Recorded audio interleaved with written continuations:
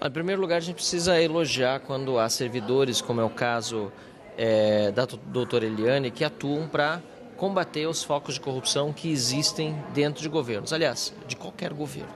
Em segundo lugar, é importante também reconhecer que toda essa narrativa do PT de que foi no governo Bolsonaro que houve a explosão é mentirosa, porque nós vemos que os dados que a própria doutora Eliane trouxe demonstram que o número de reclamações de descontos indevidos explodiu justamente em 2023 e o trabalho dela foi em 2023 e principalmente em 2024 para identificar por meio da CGU quais foram esses motivos que levaram a tantos cidadãos brasileiros reclamarem de estarem sendo descontados indevidamente. Pesquisa muito bem feita em várias capitais demonstrando que quase 100%, em alguns casos 90% como no meu estado, em outros casos 100% como no Acre, dos entrevistados diziam, olha, esse desconto que estava no meu benefício não foi autorizado. Então foi um trabalho bem feito, mas a pergunta que fiz e que fica no ar ela levou para o seu superior imediato a informação, porque ele inclusive precisava saber o que acontecia no âmbito do trabalho dos seus subordinados, dentre os quais a própria doutora Eliane.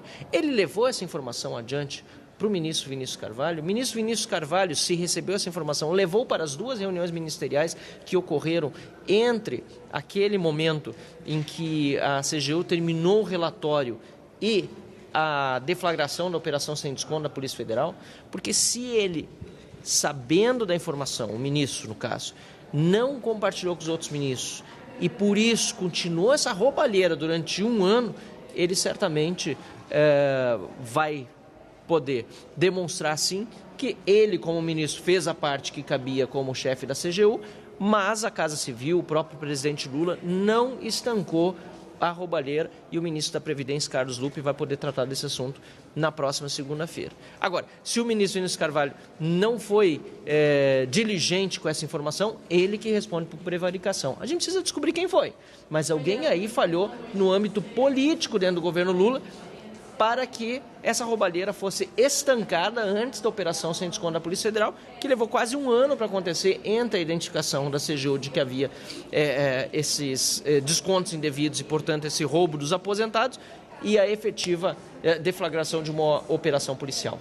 Deputado, as expectativas para a segunda-feira que vem, para a nova reunião?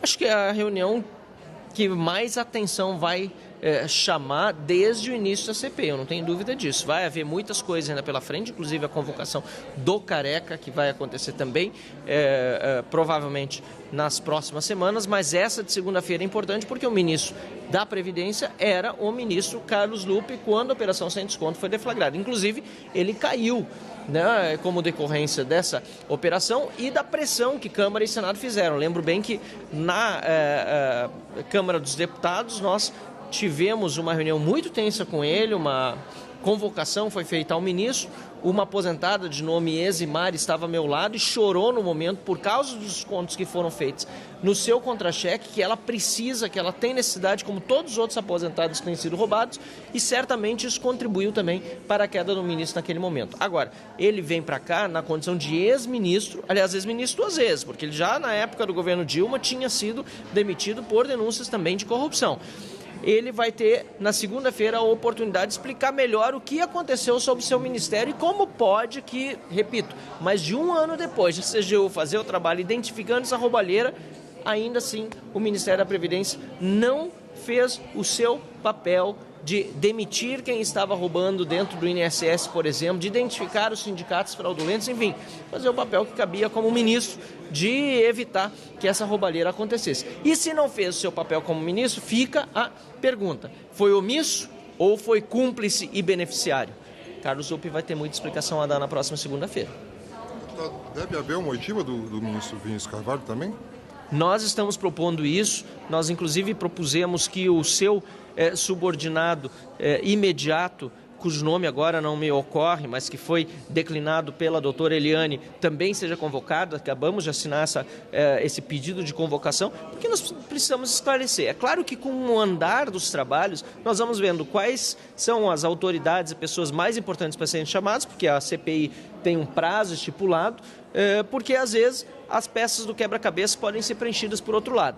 Mas eu preciso elogiar o trabalho do relator, o deputado Alfredo Gaspar, que está muito focado em trazer a verdade à tona, e cada uma dessas audiências da CPI tem sido muito importantes para que nós cheguemos a uma conclusão que identifique os responsáveis imediatos, os beneficiários desse grande esquema e leve também a punição dos envolvidos e o ressarcimento dos lesados.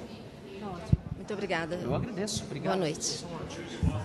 Servidora muito qualificada da CGU nos mostrou detalhes que todos aqui puderam observar e que irão ajudar demais no avanço das investigações. A verdade é que nós temos 2 tópicos muito importantes: descontos associativos, que já está em andamento esse avanço das investigações por volta de 6, 7 bilhões de reais, atingindo por volta de 7 milhões de aposentados, pouco mais de 7 milhões de aposentados. E os consignados, que nós estamos iniciando esse percurso investigativo, que representa o total de aproximadamente 70 bilhões de reais, atingindo a mesma quantidade ou um pouco mais de aposentados. E qual é a nossa perspectiva?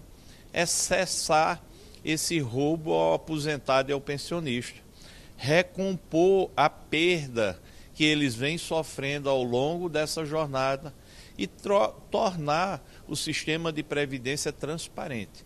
Eu fico espantado, e não era um profundo conhecedor da matéria, como o sistema de integridade não existia, de transparência muito menos. O povo brasileiro não pode ter, ano após ano, histórias de corrupção gigantescas como essa. CPMI está fazendo um trabalho técnico sério, aqui a oposição em situação, buscando, no fundo e ao cabo, exatamente a proteção do sistema previdenciário e principalmente dos usuários do sistema previdenciário. Nós poderíamos ter esse dinheiro que foi roubado do povo em favor de quem mais precisa. Agora o contribuinte está sendo obrigado a pagar isso. Então, acho que a CPMI ela trará grandes perspectivas para que fraudes sistêmicas como essa não voltem a se repetir. Deputado, hoje nós recebemos uma pergunta de telespectador, né? E aí que a depoente até respondeu com a mesma orientação da Defensoria Pública da União, de que o adequado para evitar esse tipo de fraude seria aí a proibição desse desconto nas folhas do INSS, né? Além disso, há outras convergências entre os depoimentos até agora. Nós estamos ainda no início das investigações, mas o senhor já consegue fazer um balanço de como tem sido o andamento desse trabalho? Claro, nós hoje temos essa radiografia generalizada em relação aos descontos associativos. Mais de 40 entidades têm acordo de cooperação técnica com o INSS. Resumo, a técnica disse hoje da CGU que não tem uma única entidade dessa que esteja em condições de realizar esses descontos por conta da ausência de prestação de serviço e pela ausência de regularidade nas autorizações de desconto. Isso significa que o modelo está errado. Nós não podemos mais ter descontos associativos, só se a pessoa quiser ir ao banco e pagar para ser associado, mas não vir já no próprio benefício descontado, porque isso motiva a fraude dessa de forma bilionária. A Câmara ontem aprovou um projeto para acabar esses descontos diretamente nos proventos dos aposentados e pensionistas. O projeto vai para o Senado e eu espero que seja brevemente aprovado. Os próprios senadores aqui presentes disseram que vão fazer gestão nesse sentido. Mas nós temos que levar em consideração que os consignados continuam aí sendo executados e podem ter a mesma sistemática de fraude. E a CPMI vai entrar forte nisso, porque você tem que levar em consideração que entre o associado, o beneficiário do sistema de previdência e as entidades, quem estava sendo protegido, na verdade, eram as entidades. A gente está mudando essa lógica. Vamos levar os holofotes para a proteção dos aposentados e pensionistas. Nesse momento, quem está sendo protegido são os bancos. E o aposentado e o pensionista está lá com uma força muito desproporcional. Vamos trazer luz para esse tipo de desconto no consignado. Se tiver tudo bem, ok. Se não tiver, nós temos que aprofundar e exigir mudanças imediatas. É isso o papel da CPMI. Tá bem, então, agradeço a sua participação, uma ótima tarde ainda de trabalho.